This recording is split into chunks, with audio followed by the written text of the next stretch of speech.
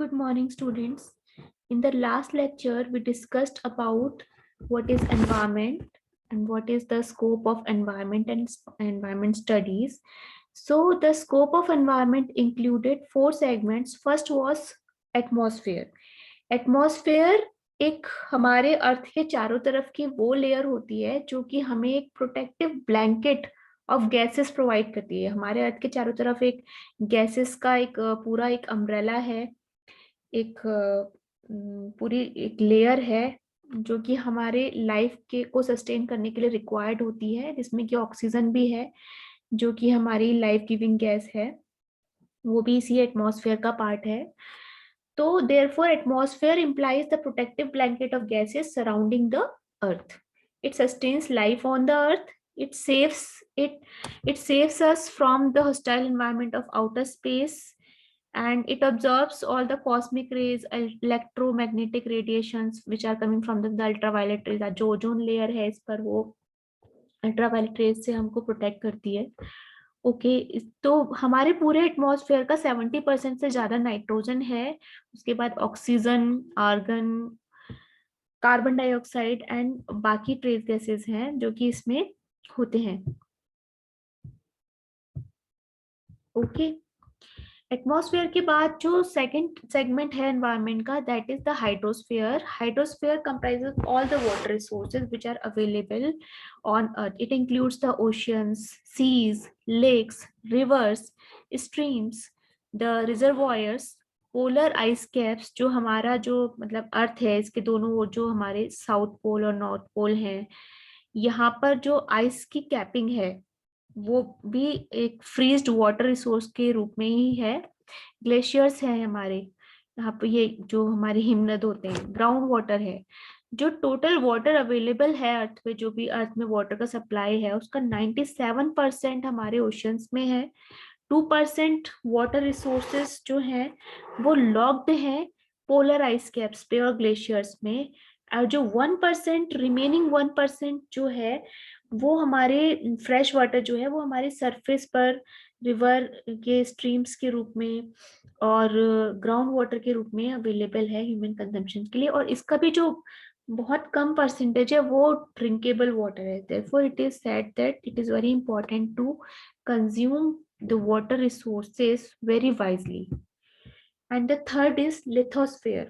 Lithosphere जो है हमारी अर्थ की वो आउटर लेयर है जो कि हमारे लैंड रिसोर्सेज को बता रही है, और इसमें हमारे सारे मिनरल्स आते हैं। अर्थ की जो क्रस्ट है, जो सॉइल है, इसमें हमारे मिनरल्स हैं, ऑर्गेनिक मैटर्स हैं, एयर वाटर है, ये सब लिथोस्फेयर को कंस्टिट्यूट करते हैं।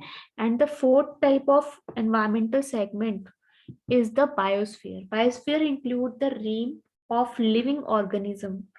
जितने भी हमारे लिविंग बींग्स हैं और उनका जो इंटरेक्शन है हमारे एनवायरनमेंट के डिफरेंट सेगमेंट से, एटमॉस्फेयर से, हाइड्रोस्फेयर से और लिथोस्फेयर से, ये हमारे बायोस्फीयर को इसमें सारा फ्लोरा, फौना, सारे फॉरेस्ट रिसोर्सेज, वाटर रिसोर्सेज, सब कुछ हमारे इस बायोस्फीयर में आएगा।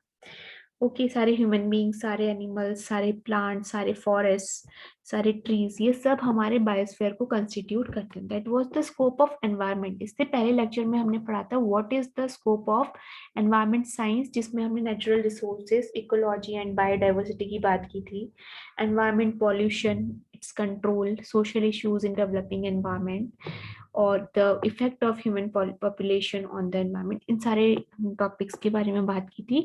एंड यहाँ पर हमने डिस्कस किया what is the scope of various areas and aspects of environment itself, because जब तक हम एनवायरनमेंट को नहीं समझेंगे तब तक हम एनवायरनमेंट साइंस को स्टडी नहीं कर सकते, because it is actually the systematic study of the environment. Science is what? Science is the systematic study of anything.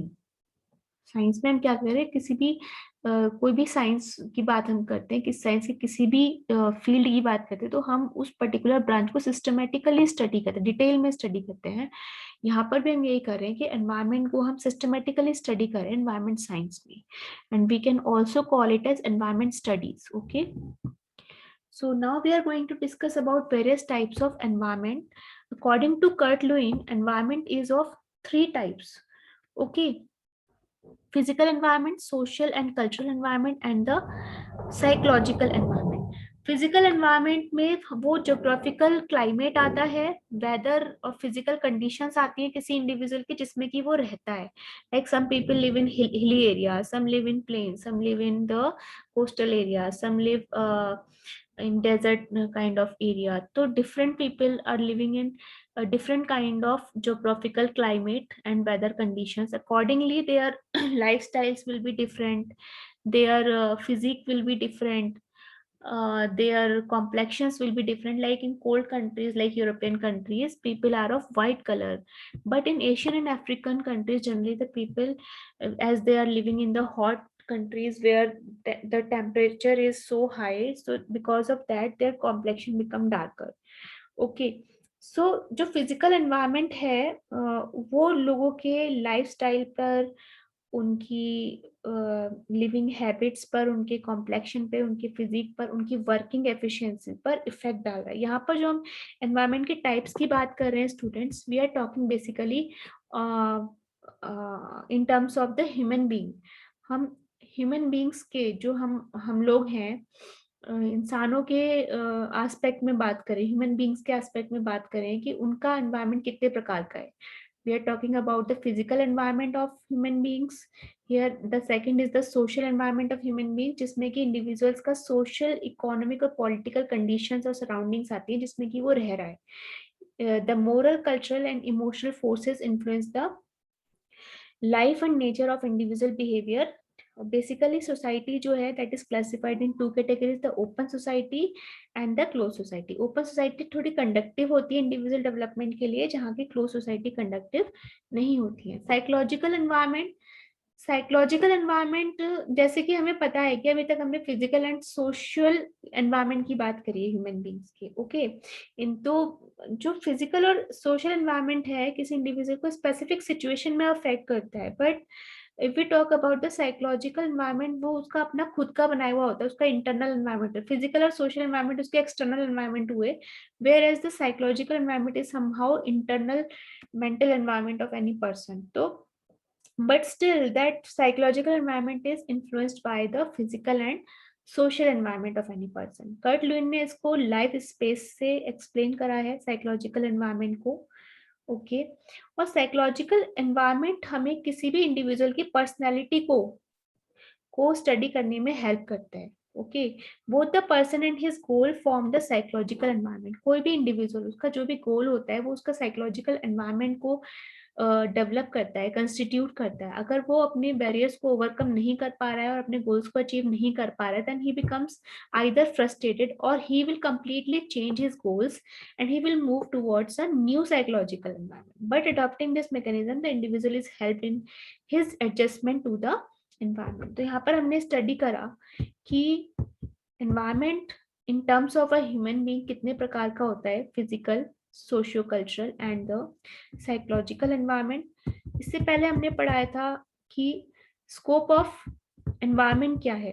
Okay, what is the scope of environment?